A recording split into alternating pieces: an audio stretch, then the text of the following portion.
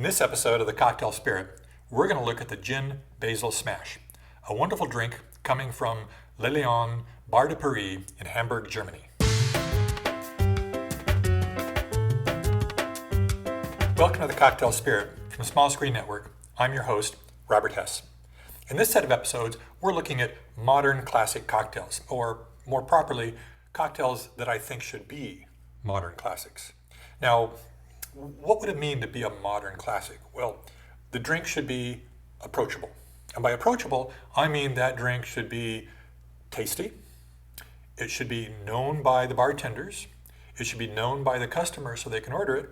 And the ingredients should all be at the standard bars you go to.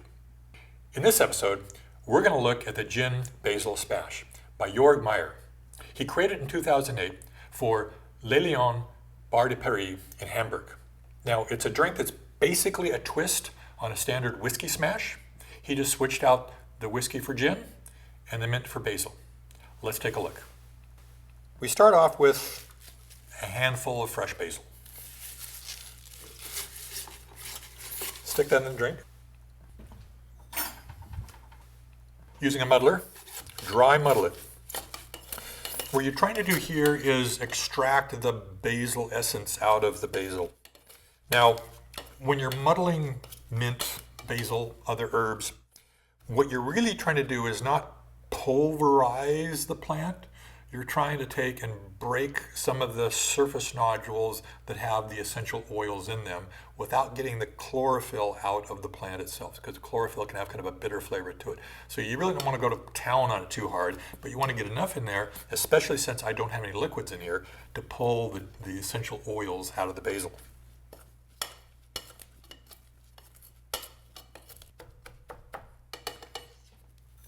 Now we're going to add 2 ounces or 60 milliliters. Fortunately, 2 ounces and 60 milliliters, same thing. Since we are talking about a European bar, they don't measure things in ounces, they measure things in milliliters. So 2 ounces, 60 milliliters of gin.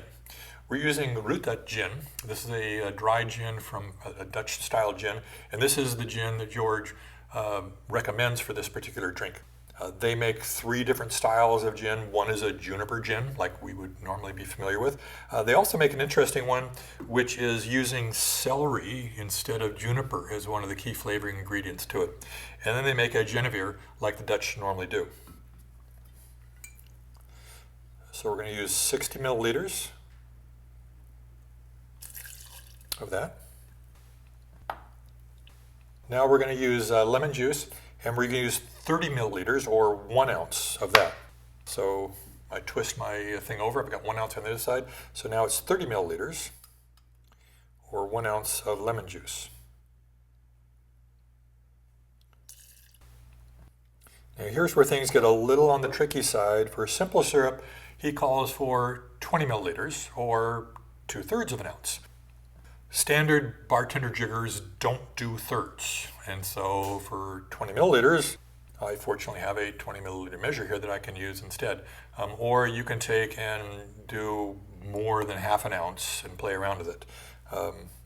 I recommend that bartenders that really want to take and do proper drinks that might come from Europe to have milliliter measures as well, so they can take and do those recipes.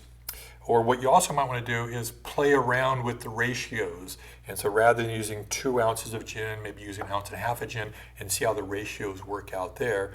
Or even play around with, maybe you prefer a half ounce of simple syrup rather than the 20 milliliters. It all depends on what you think the flavor is like.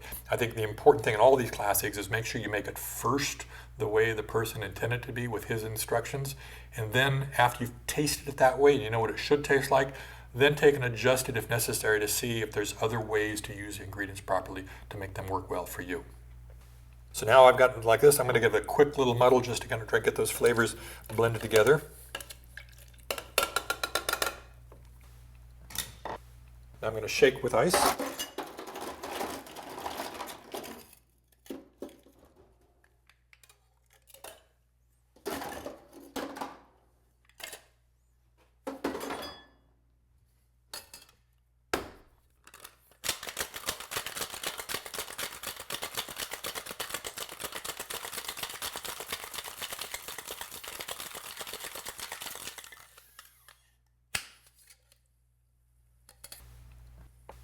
Now we're going to double strain into an old-fashioned glass. And double straining basically means using a regular strainer, Hawthorne strainer on the top of the shaker, and then using a fine mesh strainer that you're straining into. The reason for this is to try to keep as many of the basil fragments out of the drink itself so that people don't have little green specks on their teeth, which wouldn't be very appealing.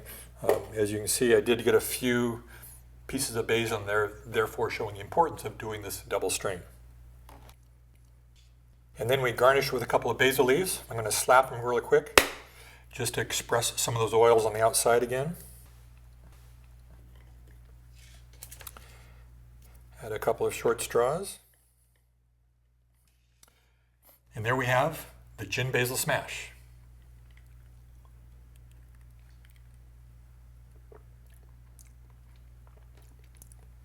I think it's an excellent drink. The basil is not coming over as a hard hitter, but it's kind of in the background, being a nice little kind of a green flavor that is blending well with the botanicals of the gin.